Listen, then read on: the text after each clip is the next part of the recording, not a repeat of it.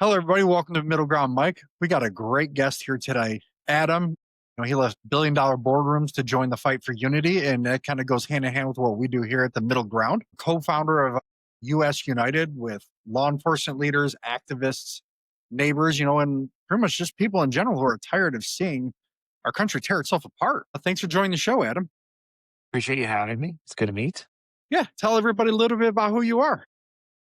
Okay. Well, you started it. I spent the first 25 years or 30 years of my career in investing and then in running companies, both public and private. And so considered myself a business person and spent, looked at the world and I was like, I got to go work. I got to focus on doing that and, providing for my family and all the things that are part of, achieve the American dream. About 5 years ago, George Floyd was killed. And I was sitting there yelling at the television and yelling at everybody. And my wife, much smarter than I, sitting next to me, said, "Nobody can hear you. What are you going to do?" And I had an epiphany moment sitting there. And I said, "Look, this isn't, I love this country and everything it represents. I mean, I do believe it's the greatest country that we've seen, and nothing's perfect, but this country has done so much and can do so much more." And I didn't recognize what I saw. And I said, I have to do something beyond donate to X. That is someone with my skill, some sets of people with background in investing in business and finance and relationships. And those skill sets don't take time, not just money, but time and energy to make a difference. Things won't change. And I've always been an entrepreneur. I've started lots of businesses. Some have worked, some have not. And I said, I'm an entrepreneur. I can figure out what to do. I will set out on this journey, and that journey led me to a lot of interesting people, led me to Flint, Michigan, not far from you, to Sheriff Chris Swanson. And he and I and another person named Ken Wadake Jr. created Us United, really, and it's a movement to build unity in America by giving everyday Americans the tools they need to reunite their country. None of this is going to happen from today, from politicians, from media. It starts with all of us, we the people, to figure out how we bridge divides, how we come together. Unity does not mean uniformity. It does not mean unanimity. It does mean different things to everyone. But for me, respect, communication, listening, and the belief that we need to find places to build solutions to problems, not find places to argue who's right and who's wrong. We can do that. And that's what Us United was created to help make happen. Yeah, no, you've led firms through obviously market crashes, economic shifts. But like in 2020, with COVID, right? What really kind of happened there was like the collapse of our social system as we knew it. I mean, it did the social system didn't like necessarily collapse, it just collapsed how we knew it. And I still think we're seeing the effects of that today. And it only intensifies as we become so much more centric based around this stuff. What moment, like, when you looked at 2020, outside of George Floyd, right, where you were just like, how did like that? Because right there that was definitely played a part, like right before, in the middle of COVID, all that just all at one time. I think it just I don't want to say if it like overloaded the public mind. Like they just nobody knew a direction to go in. They just knew it was chaos. They knew they just didn't want to see it anymore. And people closed themselves off and just said if they didn't like it, it was automatically bad. I think, look, I agree with you. There was at that moment in time a massive amount of change and uncertainty and instability. I was on we'll talk about this. I just spent 2.5 months in a purple and white pickup truck driving across America in our Unity in Action road trip and talking to lots and lots of people, sheriffs who we like in our Unity network and thousands of everyday Americans. And one of our stops was Minneapolis and went to the corner where George Floyd was killed, murdered, in front of Unity Foods, by the way, which is Man. an interesting omen. And it is an unofficial shrine. There's nothing official there. There's a lot of disagreement between the community and the city and the state on what should be there. So it's an unofficial shrine and it's beautiful. I was talking to a gentleman who was there and lived there at the time and sort of call it another unofficial host. And I think to your point, his observation was the reason George Floyd's murder was so impactful was because of COVID. We were all home. We were all watching TV.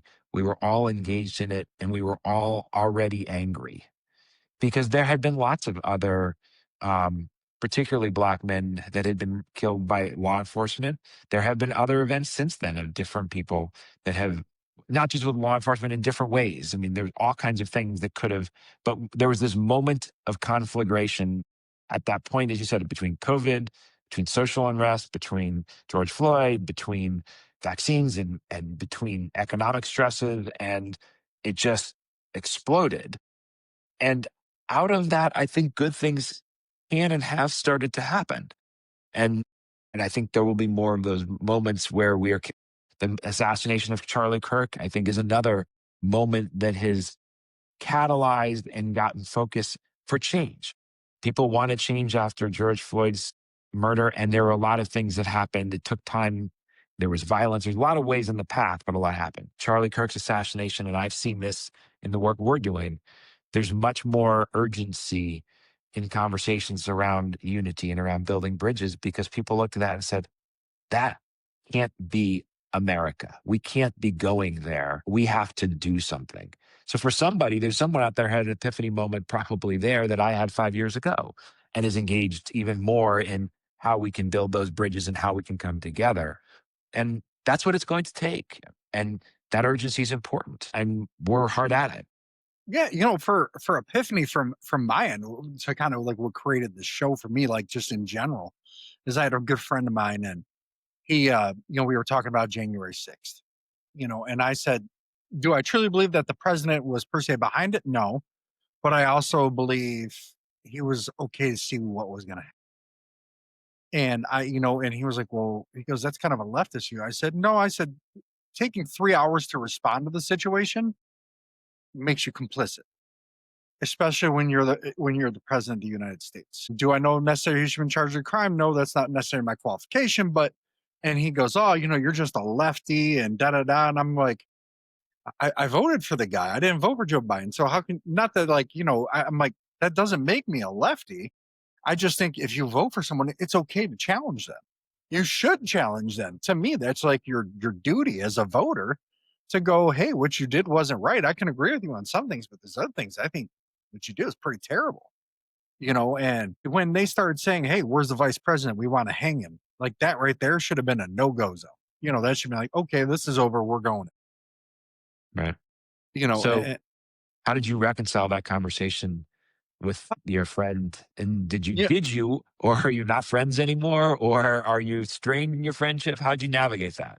we're still friends to this day. And the other day we were talking about the Israeli situation. And how we did it is how we kind of reconciled it. I guess the best way to put it is once he kind of calmed down and kind of came off the ledge a little bit. And he goes, I don't think about it the way that you do. He goes, I believe that it was all set up. And I said, I don't know if it was a setup. I don't know. All I know is even if it was a setup, that means he didn't know about it.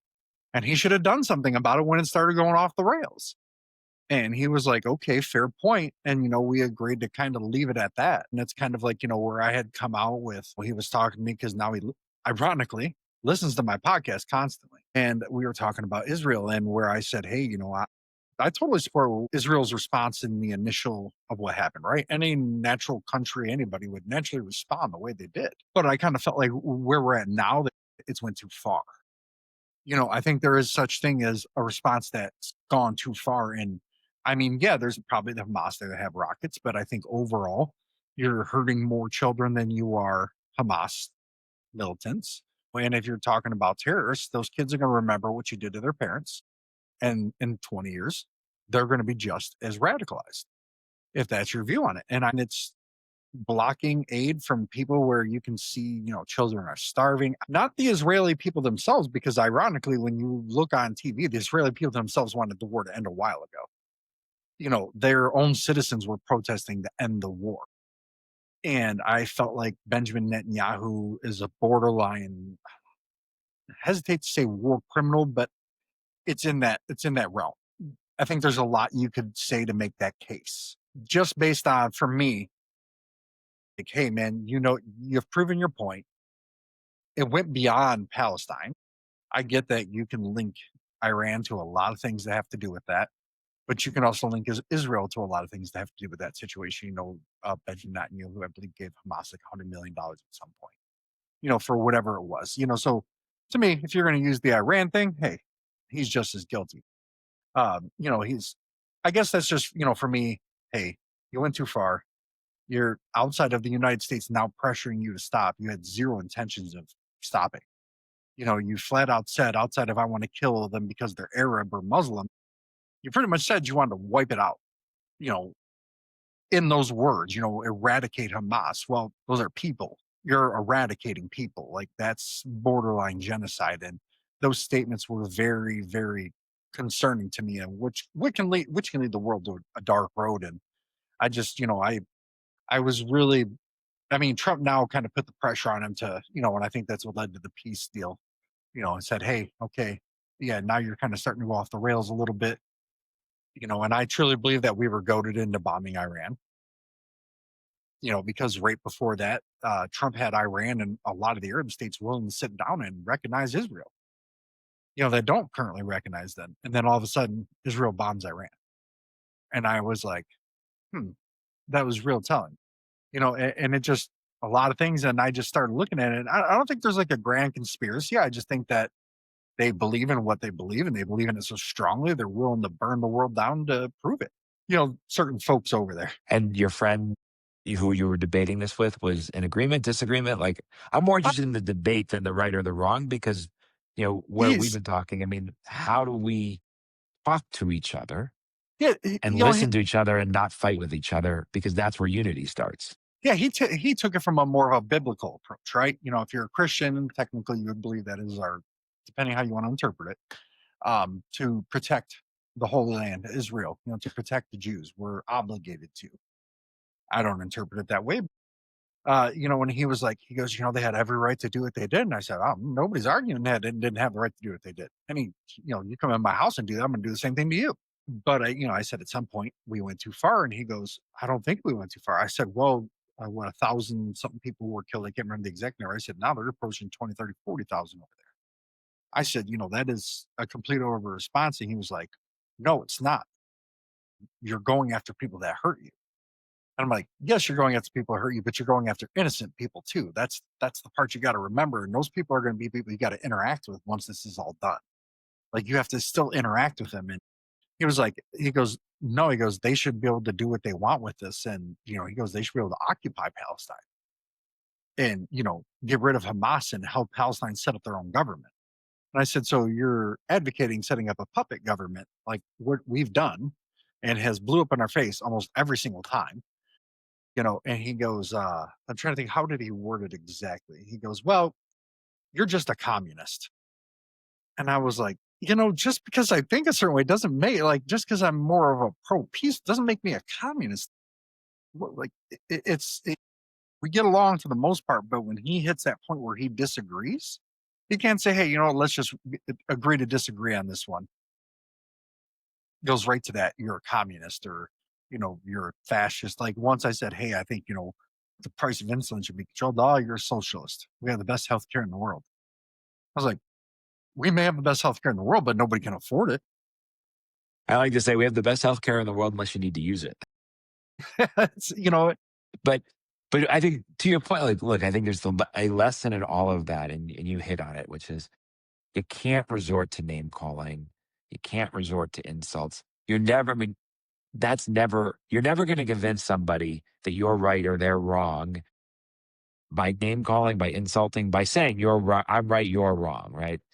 The conversation that you're having is certainly part of the process. And I think it gets to a big chunk of the divides we need to bridge, which is we have to be talking to each other. I mean, we talked earlier, like if all of what you just described was going on anonymously in social media, it is, there's no resolution. And that is a big chunk of what is divisive in this country today, right? I just I drove around 2.5 months talking to thousands of people, and every single one of them really said, we need more time interacting and away from our screens. And that media, and in particular social media, is the biggest culprit in what appears to be our division, because people are able to say and do whatever they want in an anonymous place. and they're in a culture where yelling's okay. And most Americans know that, right? That we that I like to say there's probably 15%, and there's plenty of data and surveys to support this on each side of the sort of political and issues divide that are invested in division. They want it, right? Their identity's caught in it, their ego's caught in it. Maybe they have financial or economic or power incentives, whatever it may be. You're not changing that easily. But 70% of Americans, it's your middle ground commentary, don't think we're that divided, don't want to be that divided, realize that we're being presented more extreme views and division by both political and leaders in the media. They get the joke, for lack of a better word. And it's not a joke, but they get the scenario. And I think what I've seen in the danger from all of that is people disengage. Yes. And that middle disengages. So most people that we all can think of and know, and many people's behavior that are listening to this is, I'm going to show up and I'm going to vote every 2 years or 4 years because I know that's important. When I do, I look around and I then bombarded by the debate and the ads and the noise, and I'm disgusted and more angered by that. I hold my nose, I vote, and I say, you know what? I'm going back to work. I'm going back to school. I'm going back to my kids. I'm going back to TikTok. I'm going back to whatever. I'm going to ignore all of this noise out here. I'm not watching CNN. I'm not watching Fox. I'm not reading that. But the problem with that is it becomes this self-fulfilling downward spiral that the only voices then are heard, and heard more loudly, are those invested in division. Then you show up again, you're like, it's worse than the last time I was here. I'm out of here. And it gets Yeah. worse and worse and worse, right? Part of my message and part of what we're trying to do is say you can't do that. I am not saying to America, go watch CNN, go watch Fox, go be all that. What I'm saying though is, if we want to fix the division, every single one of us has to contribute. So how do you do that? You don't post negative things in social media. You don't respond. You can't win in that respect. It's like, it's like, what's the difference between a pig and a hog, right? A hog gets fed, a pig rolls around in the mud and they like it, right? You don't want to be down there doing that. You won't win. You step away. How about instead post a positive thing in social media once a week? Hey, I saw someone open a door for a stranger, or someone bought someone a free coffee, or somebody out of the blue said, you look like you're having a tough day. You look great. Or how can I help? Like, show something positive, because by the way, you'll change the algorithms just showing positive, right? We have at Us United, we have a unity pledge on our website and all our social media. Take that unity pledge, share with people you did that, then share something positive on social media. You see, we have purple is the color of our organization, because red and blue make purple. Wear purple once a week. Put a picture saying, I'm for unity, I'm wearing purple, right? But if everyone starts doing that and engaging that way a little bit, it starts to change the dynamic and the culture. Algorithms react differently. By the way, eventually different candidates run for different offices because they see there's engagement of that middle. But right now, what I definitely heard a lot in talking to people, and I think hopefully made progress, like I just said, and what I just said is, feel like this is too big a problem for me. I don't know what to do. I'm so I disengage. No, don't. Just do little things, right? And if everyone does little things, it will get better. And so I think you're doing it. You've got your Yeah. podcast. You're doing it because you're saying, if someone calls me a communist or socialist, I don't get mad at them and say, I'm not talking to you. I'm just going to step back and I'm going to be respectful. And that's an important word that we'll come back to. If everyone can do a little bit, I know it will change because I've seen it. That reminds me of the phrase, I may not agree with you, but I'll defend your right to say it, No, and I think that's important, like you're talking about US United, Sheriff Swanson, he became a symbol from a lot of things, and I remember when the little George Floyd thing happened, and I remember that him walking with the protesters, and you know, they were doing not something like that, but they did a very similar thing in Detroit, where the protest didn't get like crazy violent. And I said to my wife, I'm like, that is how you make change. Because now the people that may disagree with you, But now you're gonna get some people that are gonna be willing to go, well, let's have a coffee and talk about it. A good analogy I like to use is or representation is Tip O'Neill and Ronald Reagan, bitter political enemies, but they had dinner, I think, almost every single week that they could. And they did it as men. So that way, and they were able to do that, be political rivals and still get things done for the nation. And it was, to me, it's like that. Yes, that's where it's at. The art of compromise, the art of knowing that you're not going to agree with you. I know that you're not the devil. And now we close ourselves off, and people want an echo chamber to be like, your feelings are right. Everybody else's feelings are wrong. And yeah, while I think facts can be true on both sides, because I say reality is perception.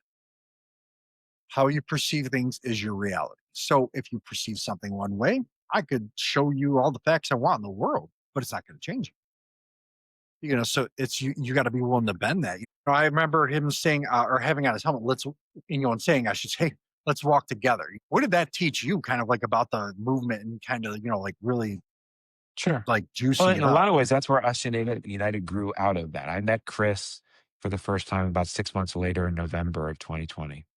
And one, he is exactly that authentic person. The reason that moment happened, the let's walk moment, was he rolled up with lots of deputies to what looked a very violently hostile crowd that was verging on violence, angered over George Floyd's murder, angry with police. And he looked at it and did something that took incredible bravery, but it was authentic to who he was. And he did take off his body armor, his helmets, his guns, and he saw someone he knew in the crowd and he walked over to that person and he said to people, what do you want? And they chanted, walk with us, walk with us. And he said, all right, let's walk because I agree with you. You see the video. These law enforcement here, we want to be with y'all. We don't, murder's murder. We agree with you. We're on your team. We all need to figure out how to get along. And for 3 hours, they walked together and thousands of people showed up because they saw that and it was inspiring, right? And that moment is who Chris Swanson is. I met him 6 months later. When I went to visit him the first time, and this is when I really knew that it was authentic. Every law enforcement agency in the country, generally, what's their motto? To protect and to Yeah, serve. to practice it. It's on pretty much every police car in America. Right.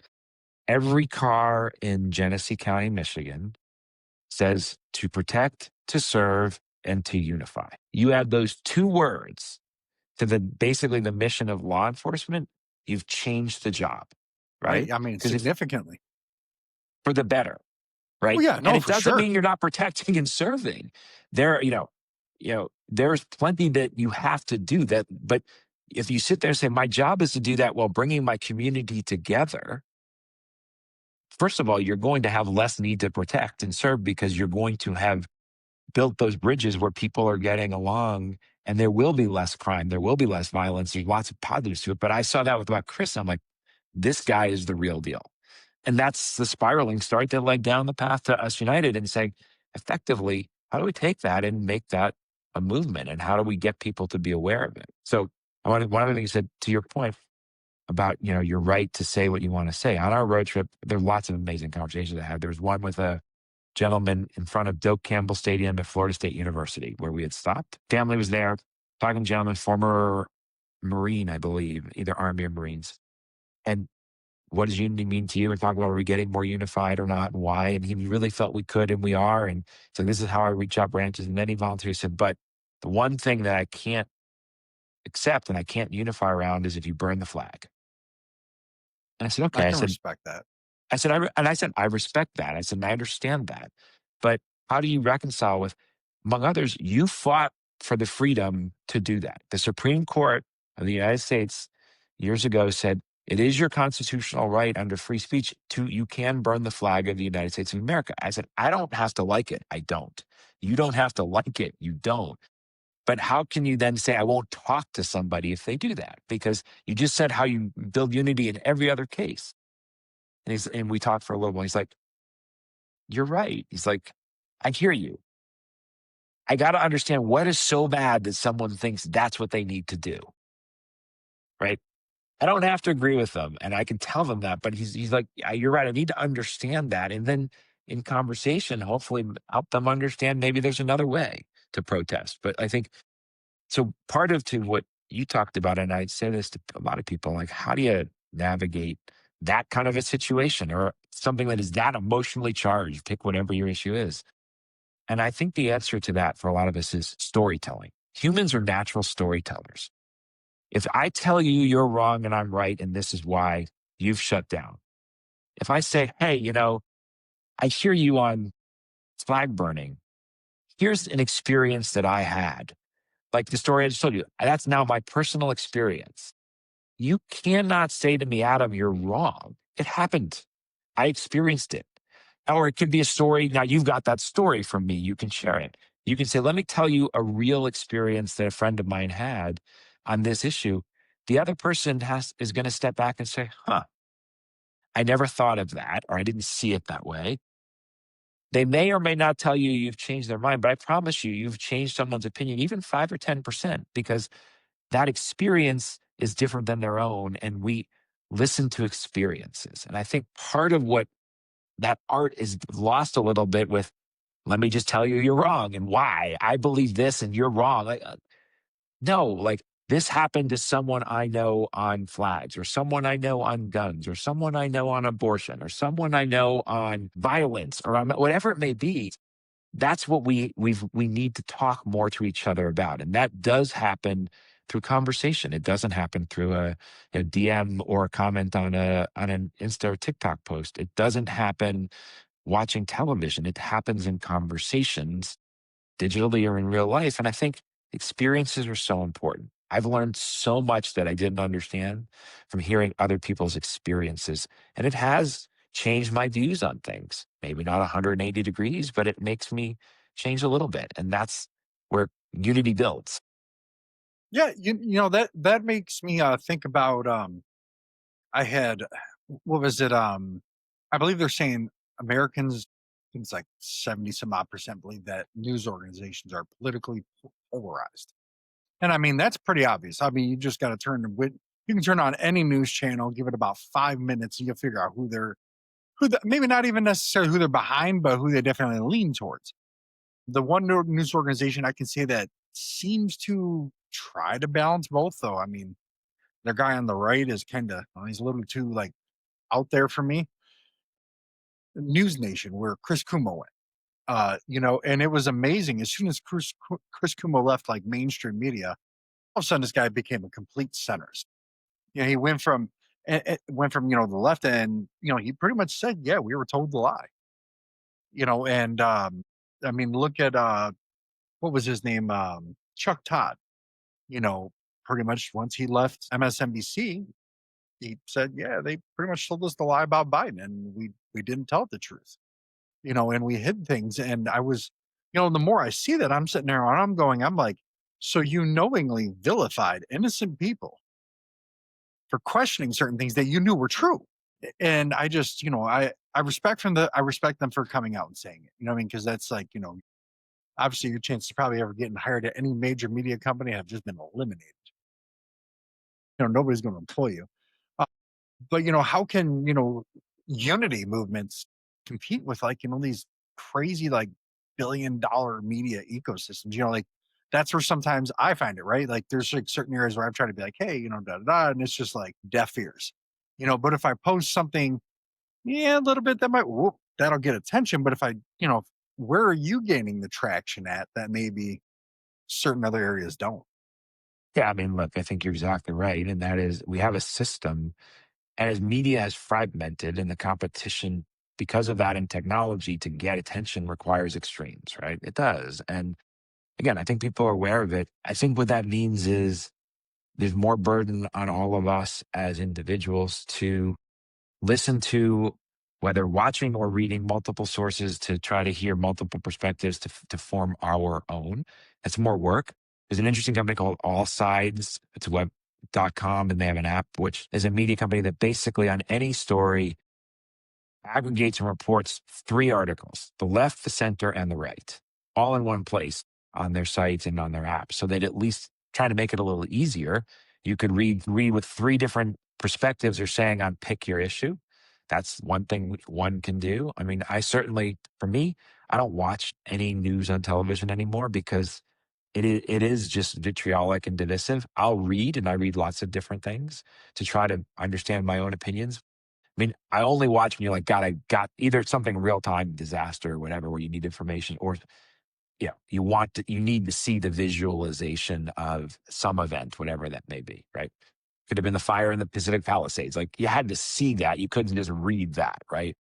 You were alluded to, January 6th, you had to see that. You can't just read that, right? You know, things like that. But otherwise, so that's how I navigate that, to try to balance those things for myself. I don't think we're going to change that media. I think part of them, what you need to do, and that's part of what we do at Us United, is I think looking in culture for things that do unify us and highlighting those and participating through those. So one of the things, for instance, an example, we created and has been approved by something called the National Day Calendar, National Unity Day. So we have National Unity Day this year will be December the 13th. Every year it's the second Saturday in December. That's the 13th this year.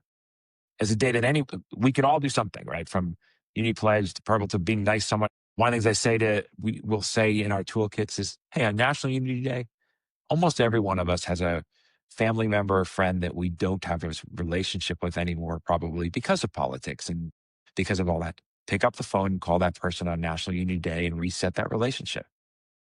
It's a Easy one, great way. right? Great way to do something for unity, right?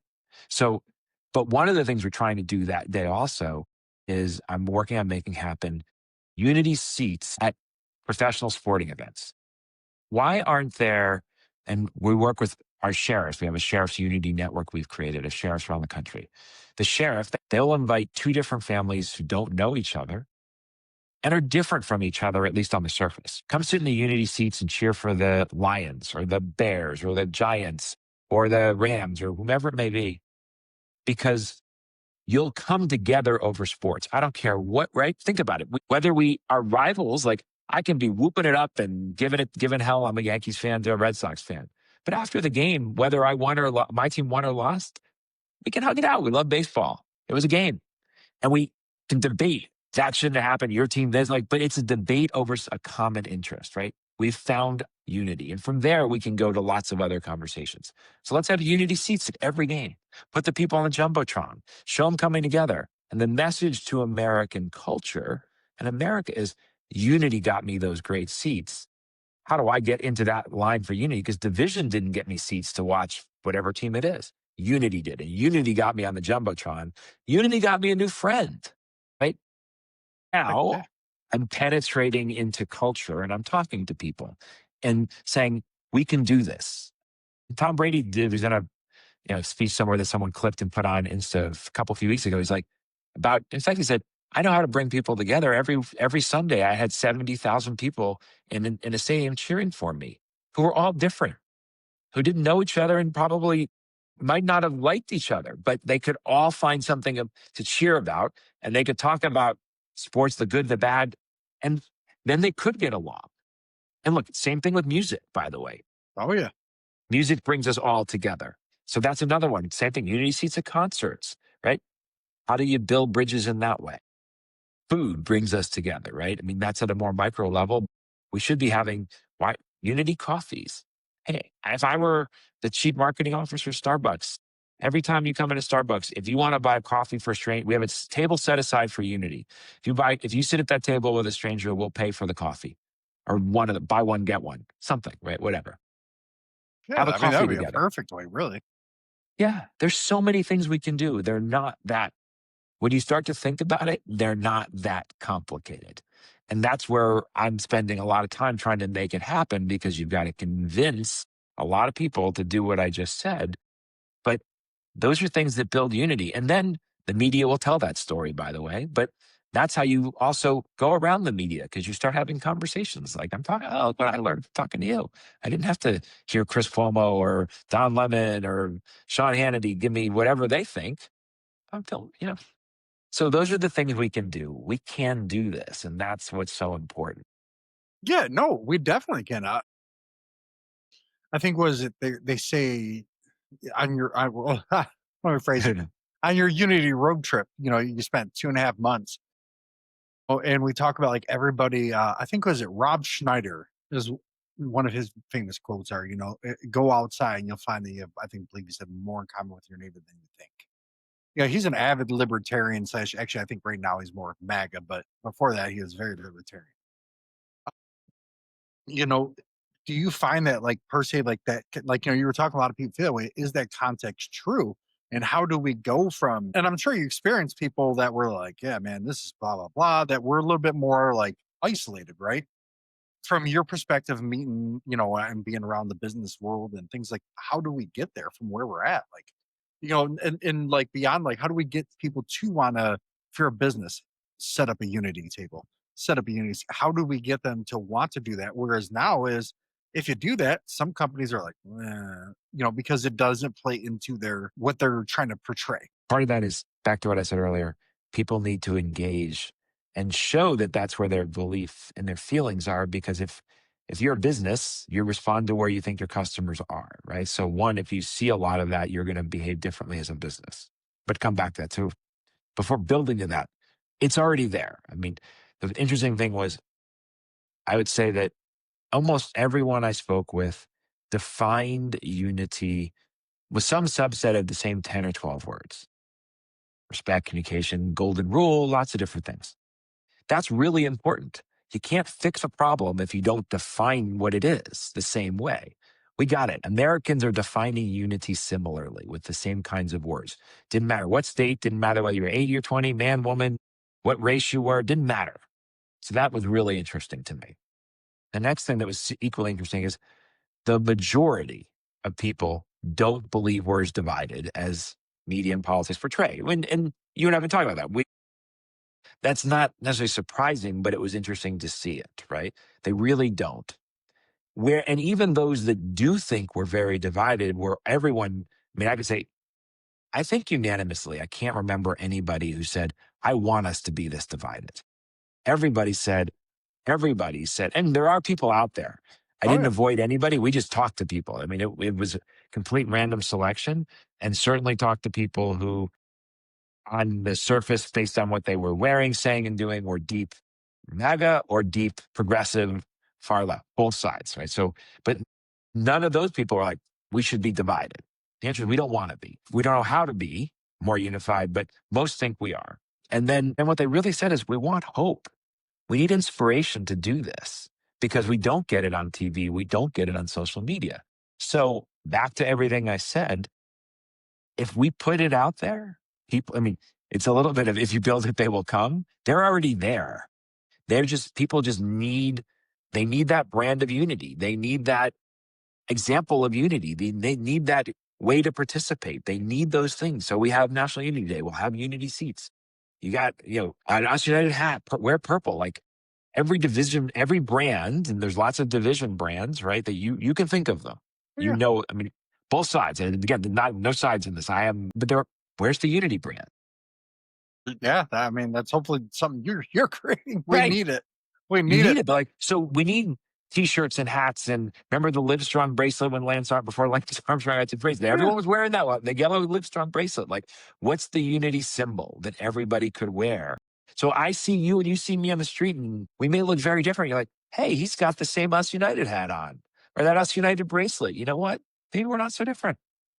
Like, you see someone in a Lions jersey, you're like, we're fans, man. I can high five, I can fist bump you, whatever the heck it is, because we got a tribe together for the Detroit Lions, right? Well, Yes. imagine you see somebody for unity, and the unity symbol. Like, hey, we got a tribe for unity. I can fist bump you on that too. Great. We can do this, right? But to your point, those are the things that are there. And I think as those people start to realize that those little actions by them show that, then all of a sudden, it can be McDonald's, it doesn't matter. Businesses say, wait a minute, I want to tap into that, and I want to be part of that, because it's good for the country and it's good for business. Right. Yeah. I Great. mean, and I think a lot of businesses, if they wouldn't be so scared, because I mean, get naturally, you want to protect your brand. It's natural, especially when you're a business. But I think they would find that they would get a lot more support if they focused on unity, rather than, some businesses will say, we support unity, or we support this, and it's like, no, just support it and be at that. Don't get rid of that but word, and So, anytime, in my job, when I hear people say, well, da da da, but, and I'm like, well, you just pretty much eliminated everything you just said. So, like, oh no, I don't. I'm like, no, that's when you say but after that, and they're like, oh, okay. And I try to tell people that, independents and centrists are now accounting for 41, 42% of voters.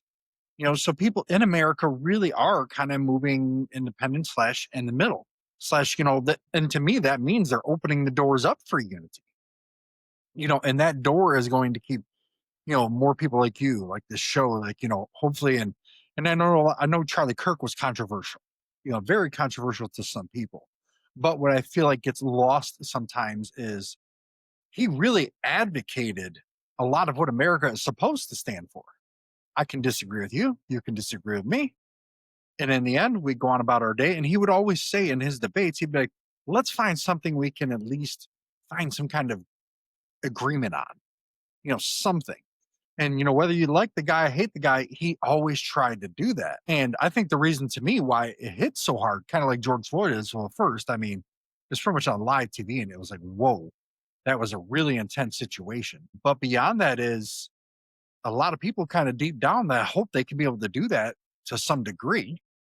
And now they're watching somebody that tried to do something that they're like, well, I really hope that that future was there for my kid. They're watching them getting shot for it. And that creates a lot of fear in people's hearts and minds. And, I was right after that. I'm sure you've seen the headlines. Churches were packed. I mean, you couldn't find an open seat in a lot of them. And then that kind of led me to, like researching some stuff. And I always think that the younger generation gets a worse rap than is really deserved. I know a lot of young kids who work real hard and are just good, genuine kids. There's plenty of terrible young people out there. There's plenty of terrible 60-year-olds too. Yeah, it's just like Gen Z. I doesn't think it's a fair shake. They get portrayed one way. But it was odd, something that found that I would have never guessed until I looked it up. Gen Z goes to church more on like a per person basis than millennials or Gen X. They're like compared to other people in their age range, they're 12 points more conservative than the previous two generations at that same point. And but in being that conservative, they're also still very middle leaning. They're conservative, but they're not like all the way to one side. And I believe it was Yale who did the poll, and they did the research. I guess, I mean, if you were just telling me that in a casual conversation, like, I would have, with no research man, I'd be like, yeah, okay. Which you turn on, you see TV, you see all these Gen Z people going off the rails. And again, it goes back to squeaky wheel gets the grease, you know, and Media wants to show you the plane crash, not the plane landed safely. right, right. Yeah. Right. That's what sells. Right. If it doesn't bleed, it doesn't lead. I mean, you can pick any cliche you want. And as a consumer, we just have to understand that, right? We understand, and any product or service that we purchase as a consumer, we understand what we're buying and why. We need to understand that about media too. Yeah. That's okay. So the challenge is with like with what you're doing with US United is how like, how can we juice up the silence in in the middle, in the people who want to be united? Like, how do we, is more of like a movement rather than just a cup of coffee. How can we get that juiced up? Like, because the other sides win, or the extremists, if you want to call it, I should say win, because they're just, they're amped. I'm not saying necessarily we need to be amped, but how do we get that passion? Well, I think I agree with you. It's a movement, and you have to get people engaged in it. And to the things I said, you've got to plug into culture, right? That's why I'm so focused on sports and music in particular. So I'm focused on unity seats. That's why I'm focused on, unity events, right? A big concert for unity. Why not? Like, let's show and let's celebrate. Let's give opportunities. That's why we created Unity Day, right? Take a moment, do something. And here's simple. That's why we focus on, wear purple or wear an Us United hat or whatever it may be.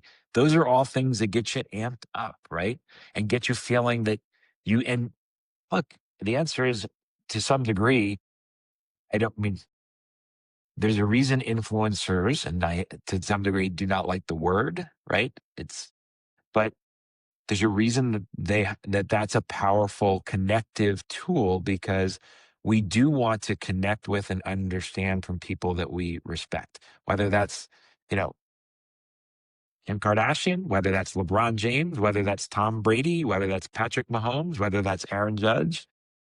I think, yeah, and whether that's someone that you and I don't know who's got 28,000 followers on Instagram because they're passionate about restoring old Corvettes. All of those people have communities. And part of, I think, the way you engage is to say, and this is what hasn't, I think what divisive forces have been good at is tapping into that and spreading that message. Well, spread it for good. I mean, one of the beauties of social media, we can criticize a lot about it, but one of the beauties is you have an ability to reach a huge amount of people. Let's reach them with a positive message. And I think there haven't been many who've tried to do that. And so again, I'll come back to sports. There's nothing more unified than a locker room. Pick any team. The people in that locker room could not be more different. They cover probably the entire spectrum. And you add an international flavor to that too, right? In almost every Oh yeah. sport. They all come together for a common goal as a team. They listen to each other, they respect each other, they communicate with each other, and they work together for common goal. Win that game, win the championship. That's what we're saying as Americans. We're all on the same team. We have a common goal. We're the thriving of the country we love, the United States of America. That does not mean, just like on that football team, we are all going out to dinner with each other every night. No, we're not. But we have a common goal. That doesn't mean we always agree, but it means we need to work with each other. So we need to keep sending that message and showing that that happens every day in most of our country. It happens in your company, right? Yeah. You're working for a common goal, which is to make the company succeed more, have more profits, so you get paid more. Your stock's worth more. Your salary goes up. You can take care of your family. And you don't sit there and say, I can't work with that person. They're wearing a MAGA hat, or I can't work with that person. They're wearing a blue donkey hat. I mean, no, you don't. You sit there and say, we have a common goal. We can agree to disagree on some things. We can put those aside to work together. It is the same thing. So how do we do it is we have to activate all of those messaging. There's people of messaging and influence. We have to give them a brand. We have to give them ways to do it. We have to show them unity. We have to show them stories. We have to show them, on our road trip, one of my favorites, woman in Birmingham, Alabama. We posted about this a few times in our Instagram, 5-mile rule. She's like, Adam, if everyone worries about the 5 miles around they live, radius of where they live, be nice in that, check on your neighbors, volunteer, support your local businesses and community, engage and understand what's going on with your mayor or your this, or that, but work on your 5 miles. So if we all did that, the country's unified because your 5 miles and my 5 miles will eventually overlap. If I say to someone in Birmingham, you got to figure out how to be unified with someone in Dallas and someone in LA, they're like, oh my God, that is like, they're different. They're so far away. I don't even know. Just worry about your 5 miles because everybody's 5 miles overlap. We got a unified country. So share that tool. Like that's why we're putting it on our socials. Why bring it up? Like these are the things. It isn't too big. We've been, I think, convinced or fearful that it's too big. It's not. It really, really isn't. If you think of it cliches, right? How do you eat an elephant? One bite at a time. Yeah. I mean, that's spot on. How you build unity? One person, one simple act of kindness, of respect. I would say respect at a time. If we all just take a simple act of respect everywhere, we will be unified. Because I won't call you a communist if I'm respecting you. Exactly. I might say I don't agree with you, but I won't call you a communist, or I won't call you a racist, or I won't call you this. I will respect you. And I get there are some people you can't respect. There's some things you cannot respect. There are things that are non-negotiable, but you still don't have to get to name calling. We had a long, wonderful conversation with Shaquille O'Neal as part of our road trip. And I liked him before and massive respect of him after. And that's what he said. He said, to me, unity means respect. He's like, I respect everybody. I start in that place. If you're not going to treat me with respect, he's like, I'm going to find a polite way to extricate myself and walk away. I'm not going to yell at you. I'm not going to be mean to you. He's 7 feet, 240, 300 pounds. I'm not going to beat you up, which you could beat everybody up. Like, I'm not doing any of those things. Without respect, I will find a polite way to extricate myself because I run my life on respect. Same thing. If you're a racist, I'm not respecting you. And I will share experiences to try to help you see why I might see it differently. And my friend Ken, who's the free hugs guy, has a long list of stories of people he's spoken with and spent time with who had literally said, I've never sat down and talked to her, had a meal with a black man.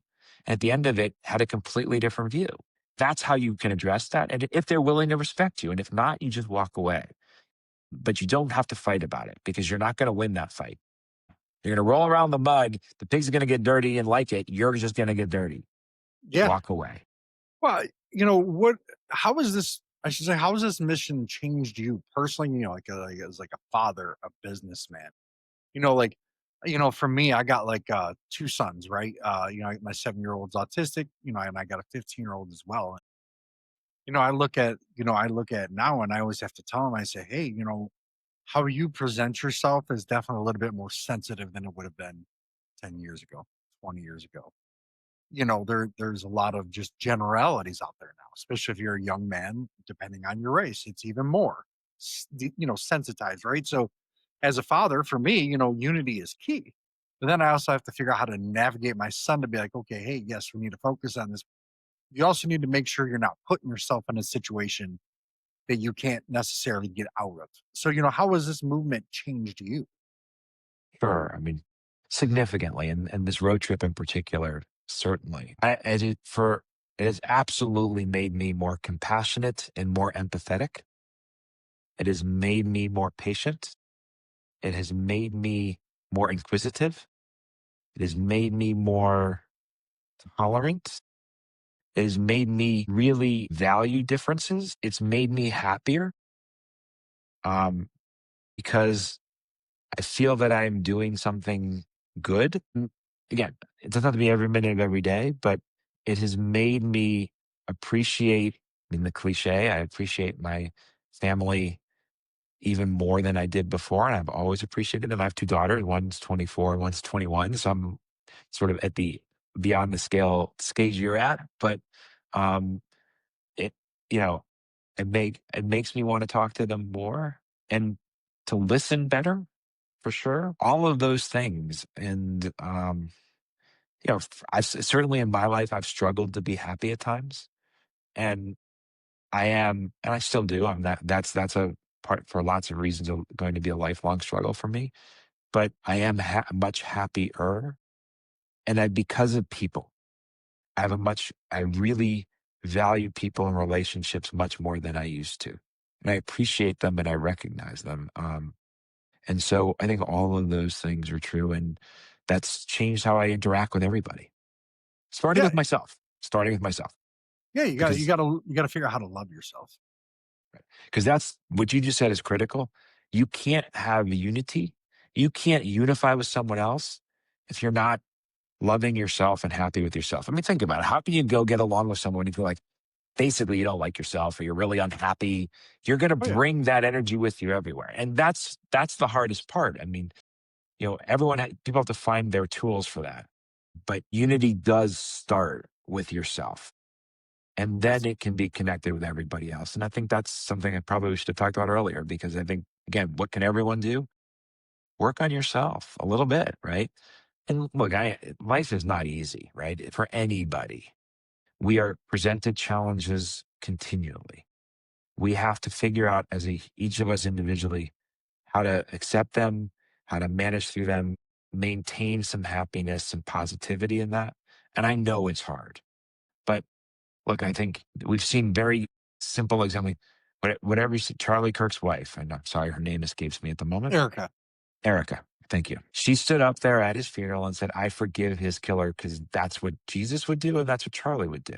That's not easy to do, No, she right? said that she did that a whole lot faster than I probably would have. Yeah, that's incredibly hard. And I agree with you. I don't know, but like and not everyone's going to be there right away. But the point of that is, if she carries on that anger and hate, it's only affecting her, right? That the gentleman, again, name escapes me, who assassinated Charlie, he's not carrying that anger and hate towards her. Like, she's got to carry that. I mean, it's Zen Buddhist teachings, right? if there's plenty of people, if you keep angry with people in the past in your life, only you have that anger. Even if they did you wrong, they don't have it. So their lives are going on without the anger. You're carrying that and it's weighing you down. It's up to any one of us to figure out how to release whatever anger, resentment, whatever that is. It doesn't mean you accept that what someone did to you is right or whatever it may be, but you have to let go of that anger. It will destroy you. And then you'll carry it forward to everyone else, right?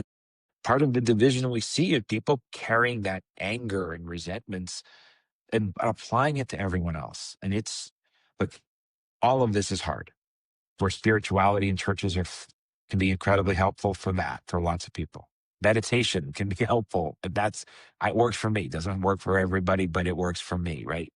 You find those tools that allow you to do that, then unity and your ability to unify can follow. And look, it's hard. The human condition is hard. Life is hard. We again, those are all things that we can do. We have to choose that. Yeah, and what advice would you give someone listening, right, who feels completely hopeless about the state of this country? Like, how can they get from there to the unity? Like, and just because it's once you break that initial mold, it's a whole lot easier. It's kind of like riding a bike. Once you get a half a block without falling down, it's still a little wobbly, but you're going to get there. But how do you break that mold? Because I think that's where a lot of people that haven't gotten as far as like you or I wanting to be like, hey, we want to get this done. We want to figure out how to get along. We want to figure out because we got people starving in this country, and we're worried about if you've got an R next to your name, you want to pay the electric bill, how somehow that's a national tragedy. Or if you've got a D next year, and you're like, how do we get people to just break that mold? Because once they can do that, once we show them that way, it's game over for the extremists. I think we've both said it multiple times in ways in this conversation. Do something kind, Yes. right? And do something don't get angry, do something kind, because you will feel unity and you will see it. Open a door, check on a neighbor, pay it forward, buy a coffee, pay it forward, and just give someone a compliment and see that smile, right? Feel, do something kind. And then you are getting out of that angry shell and the kindness will come back to you and it starts to positively spiral. Then you can do anything you got, posting to positive, whatever, but do something. I mean, like that's where I start. So many of my friends who are like, I'm so mad about this or I'm so mad about that in politics or in the country. I'm like, wow, don't get mad, do something. Right. Yeah. That something could be go volunteer somewhere, right? That's something, do something that makes you feel like you're going to make it a little bit better, right? Because you did one thing and it felt good to you and it made it a little bit better. Then to your point, let me try another thing. That felt good and another thing. But just getting angry, just screaming at, in my case, CNN at that moment in time, did nothing but get me upset. As my wife said, no one's hearing you. What are you going to do? Right. You don't have to do what I'm doing. You don't have to go crazy the way I'm gone crazy and everything else, in the sense of trying to build this movement and do something big. You can do something small. But if you're doing something, you will feel better. Yeah. No. A case in point with that would be it just really like dawned on me. My 7-year-old's autistic. He's got when he was like 2. They're pretty much like, we're 4 whenever they diagnose. Yeah, we don't really know what's going to happen with it. And I'm sitting there and I'm going, a lot of the things you guys are calling autism, I don't know. I see a lot of quote unquote normal people do. Chewing on a pen can be a sign of autism or stemming. And I'm like, man, like everybody when I was in high school would have been considered autistic. And I just started like challenging just like some of like the basic concepts of what they were calling autism tendencies. And I couldn't accept it. And I said, I had speech delay. My son has what they call echolalia. So he had speech delay and echolalia. So echolalia is if I say, hi, how are you doing? He's going to repeat, hi, how are you doing? He'll do that sometimes, but he tends to only do it if he knows you. It's really odd. But, he has overcome every single challenge. This kid has echolalia and repeats a lot.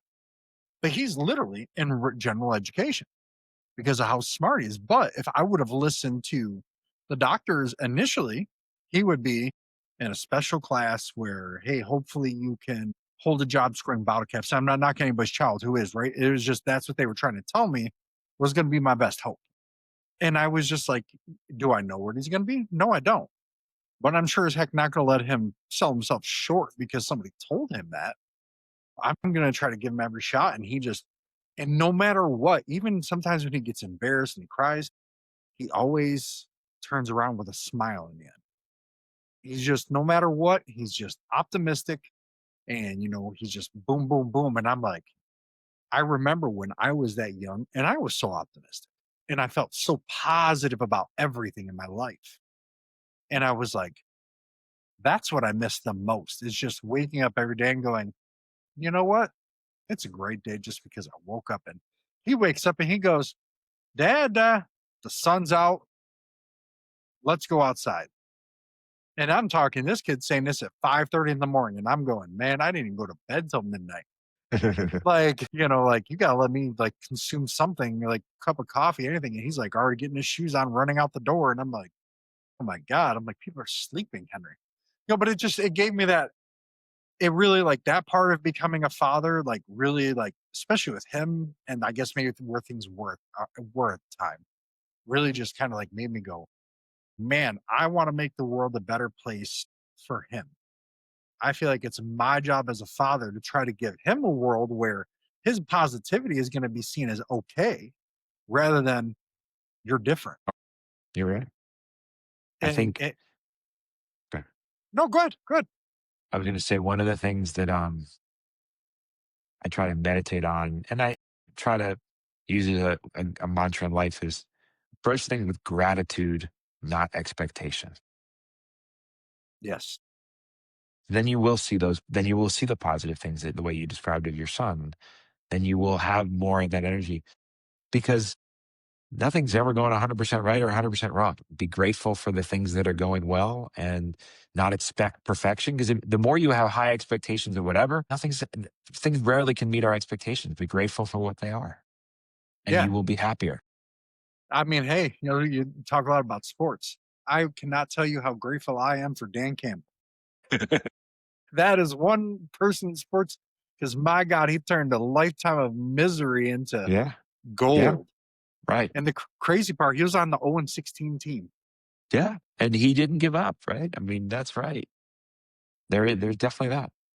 I mean, if there was ever like kind of how like we talk about it, if there was ever a person that could idolize, like not idolize, but like you could use as like a hey, it's him, right? Because he fixed the Detroit Lions, man, and that is like solving world hunger almost, in kind of just a sports analogy, right? I mean, he just did what nobody ever thought was possible. I was a season ticket holder for 15 years.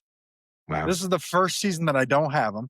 I was a little bitter, okay, hey, you guys are good now, but man, you like tripled your prices in 2 years. I mean, I get you want to make money. I'm not against it, but a lot of us were here when you guys couldn't even fill the stadium with 20 people per se, like, Right. Right. Right.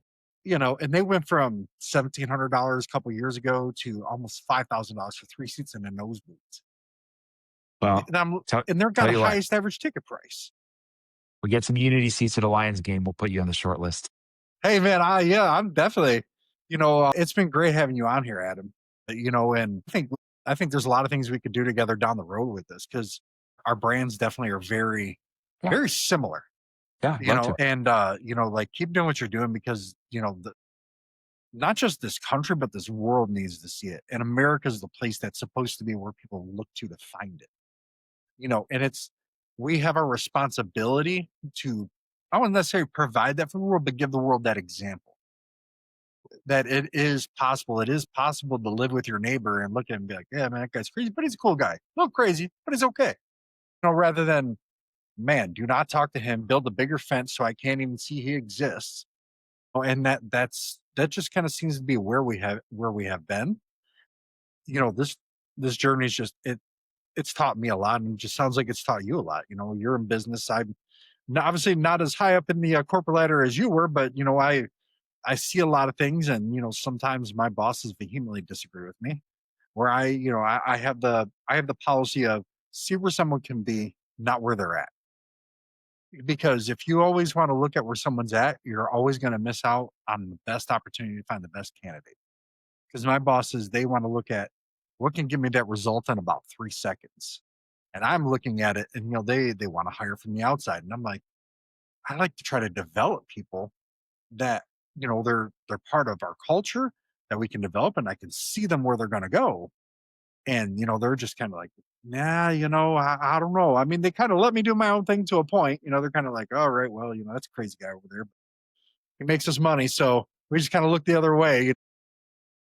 But yeah, no, that's just man, I can only say just keep doing what you're doing, and especially with sheriff. I mean, what he did was still, I mean, 30 years down the road, that's going to be an example people see on TV.